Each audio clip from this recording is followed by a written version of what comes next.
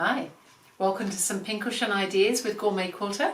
I'm Susan Clare, GourmetQuilter, and we're having a whole lot of fun with some pincushions. We're doing all sorts of things this year, but pincushions at the moment, we're doing 20 different pincushions over 20 days. So what could be more fun than that? So we are actually already up to the final one. This is number 20 this time. So there's more information on GourmetQuilter.com. There's a pattern for all of the pincushions. There's generally more information on the website on GourmetQuilter. So please do go and have a look if you're interested. If you have the pattern coming already, this is the sort of thing you're going to have. Some printed notes with cutting and written words and shapes where shapes are necessary. So we're doing well, as I said. This is the final one. It's going to be a little bit sad when the pincushions are all done. We'll have to come up with something else next time. So I've already gone ahead and cut everything out, but this is who we're doing today. We're just having a little bit of fun. These are very chatty little characters, and it just sits actually on a golf tee so that it can sit in the top of your spool of thread and go with you wherever you are. And they do indeed like to have pins stuck in them. Cute as they are, that is part of their reason for living. So what we've got here is we've got a square of batting. We've got a square of the main colour. We're going to have a little blue bird with a bright yellow beak this time. So what we want to do is actually not have the batting behind the square just yet. I've got some little eyes here, and I've got a couple of different golf tees. I had no idea when I went looking for golf tees that there's such a range of golf tees. I don't play golf. Obviously I need to play golf, or maybe just make pincushions with golf tees. There's a whole range of different styles. I only knew of those traditional little wooden ones. You know, I played golf when I was 7. That is quite some time ago now. But these are perfect because they've got this little ridge, so we can stick our little guy into the little ridge there and it sits really nicely. So I've got some eyes, square, and some batting. And I've got some glue. We need a little bit of glue to hold it all together as well this time. So with the square and the smaller square, I've already just finger pressed a diagonal line on the smaller square. We just want to place that onto one corner of the larger square and stitch that across. So we'll do that now.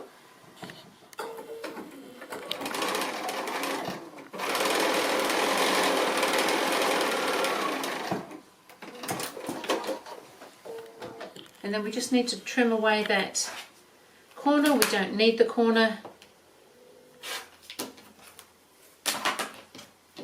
And we just want to press that. So we just want to press the seam towards the main colour, the blue.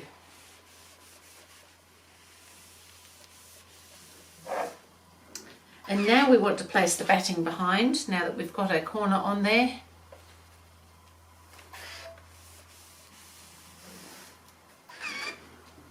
And now we just want to, we've got a pattern shape here, so we just want to use that to cut out the shape now. So I'll go ahead and get that done. I haven't cut my pattern piece out yet. I can do that right now. So we know that two sides are straight, and we know that one side is definitely not straight.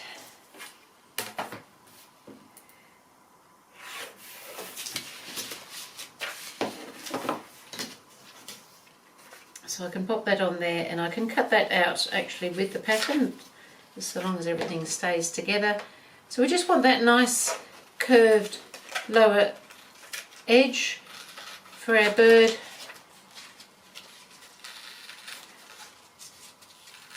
Who is very chatty, and they love friends, these birds. They like to have more than one of them, so you may find that you end up with a whole colony of them. So there, we've got our shape now. So what we now need to do is just do a little bit of sewing. We want to sew this straight seam here, but we do need to leave a little bit of a gap in the main colour for filling, not for turning, because we don't need to turn them in that same way. So we just want to stitch down from the point. Now, quite often I just come just across the point a little bit, but it doesn't matter. You can just come from the point, but leave a gap in here. So I'll go ahead and I'll just do that. So when I say I come across the point, I just start in, and I just do so just a couple of stitches, and just make sure that this bit is lining up where that yellow beak joins in. And just come down a little bit and finish off. And then come and finish the seam off a little bit lower down.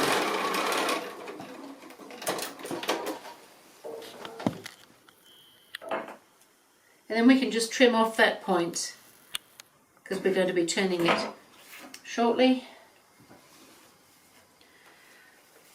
In fact, now,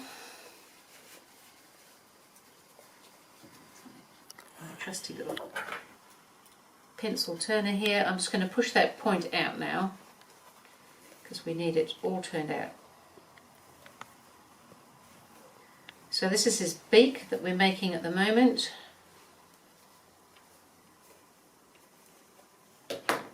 So we've got our gap here for filling in this, what will end up being his little tummy, which sits under his beak. So we've got it sitting like that, which is all looking pretty good. And that just gets folded down for his eyes and things. But we need to gather up this lower edge here. So we need a needle and thread, and we need to be able to turn that over and just run a gathering stitch around. So we're just turning in maybe about 1/4 of an inch all the way round. I have a needle and thread right here. So I'll just go ahead now. You don't need to watch me doing a gathering stitch particularly, and do this little gathering stitch all the way around that lower curved edge, and then leave your ends hanging so that we can tie them up later.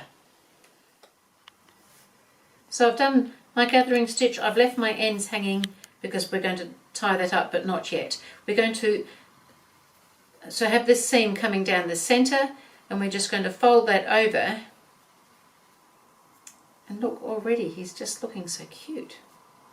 And now while we've got access in there, we're going to sew the eyes on. So in my little pink one, oh my goodness, they're multiplying already. Got a little needle and thread waiting for me here. So I'm just going to sew 2 little buttons on. So I'm just going to come up in there. It's just like anything when you're sewing things where you're trying to go through, it gets a little bit fiddly. But because I can get my hand inside, that will help a lot. So we want to stitch the little buttons, or you could put beads on if you don't want to put buttons on. We want to stitch through to the inside so that we're stitching this bit down onto the front there, but not through to the back. So we just want to get our needle to come up in the hole in the button and sew that on. And so we just need to sew both the eyes on at this stage. So I might go ahead and sew both the eyes on, so the other one just sits over here. It doesn't matter a little bit if they're slightly wonky, it gives them a little bit of character. They can see just the same. So I'll go ahead and sew both the buttons on and then show you the next bit. So he's got some eyes, looking very happy about it, he is too. Still got a hole in his tummy though. So we want to start gathering this lower edge up now and getting ready to put it around. So what I've been doing is gluing it around onto the tee, and because it's conveniently got this nice little ridge area, it sits quite nicely in there. But it would work just as well with a different shaped golf tee, I'm pretty sure. So I'm going to have it almost gathered up, and I'm going to pop some glue. So this is a fairly fast drying, just a craft glue, nothing particularly special about it other than that I know it works and it dries fairly fast. So I'm just going to apply some onto here so that it'll all stick in and hold quite nicely in that little area. So I've got some glue sitting on there. I just want to insert that now into here, so I need to be having it nearly pulled up and pop it in, and I can kind of rest it there and then finish tying it up nice and tight around that. So I did use a double thread for my gathering thread so that it was nice and strong. It's always good if you have a friend to help with this bit because it's quite tricky with one person and a camera.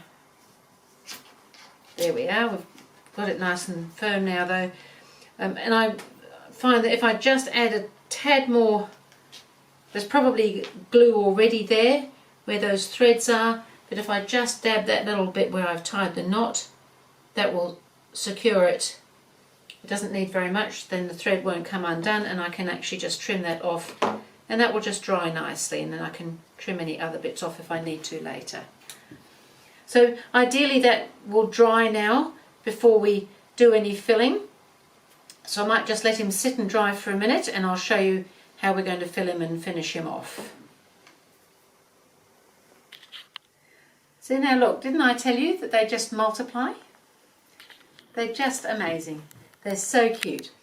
So this little guy here, he's pretty dry now, so I'm ready to fill him. So we've got this little hole here in his little tummy, and we can just put, I'm just going to use the crushed walnut shell, so I've just got a little bit here.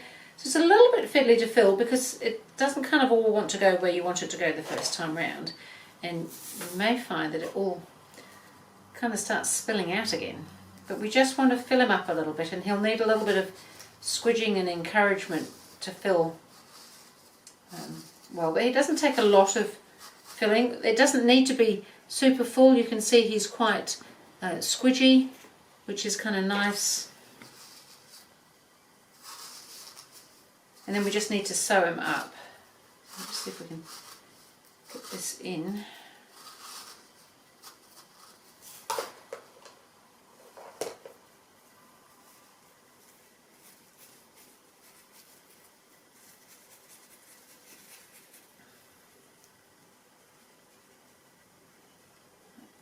Just want it just a skerrick more.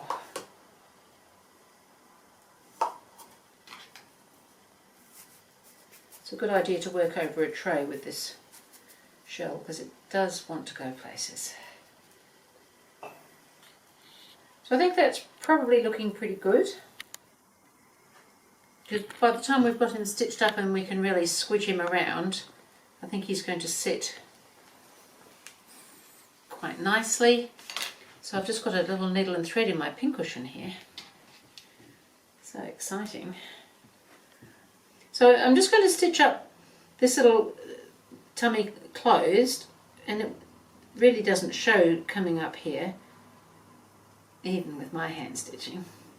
And then I'm going to stitch the little beak down. I'm just going to catch it down, because otherwise what I've discovered is that if you don't just catch the beak down, it's fine, but it kind of sticks out like that. And that may be what you want. It wasn't what I was wanting, so I found that if I just catch it down, but if I close the hole over first, because we don't want all that walnut shell escaping. But I think really a whole little menagerie of them would be rather fun. Could make a different colour one for each different colour spool of thread. They get quite loud when they start their chatterboxing.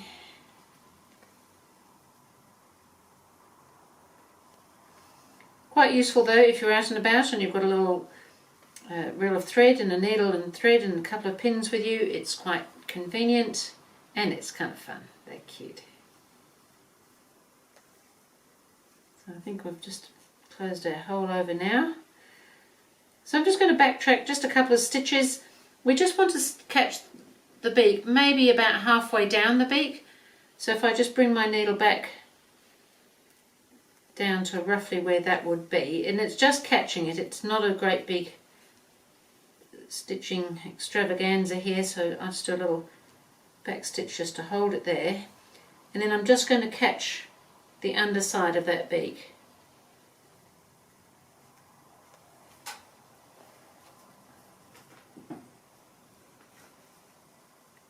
And I'll just do that a couple of times, and then it should hold quite well. So it doesn't really have a lot of stress on it, except when they chatterbox. And then I'm just going to tie my thread off.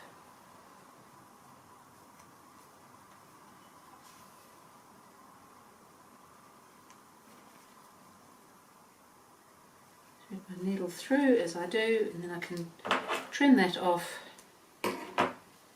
And now we can really have a little bit of fun with squidging him into shape, and they sit quite nicely. They get that nice kind of little round base on them, and they can sit your little reel of thread like that. And I just thought that was a really cute little pincushion. As I said, you can stick pins in them. If they get a little bit too chatterboxy, you know what I'm going to do, don't you? We can even have a couple of clips around as well. So that was a little topper, spool topper, and using just a little golf tee. As I said, there's different golf tees available these days that make this job so much easier. I think that is kind of fun that we can use things like that. And they're just quite happy to sit around, have a little chat with you. And that was the final of the pincushions for the series. That was number 20. And if you just want to hang on a sec and come and wait for me, I'm just going to set them all out, all the ones that we've been making, so that you can see them en masse.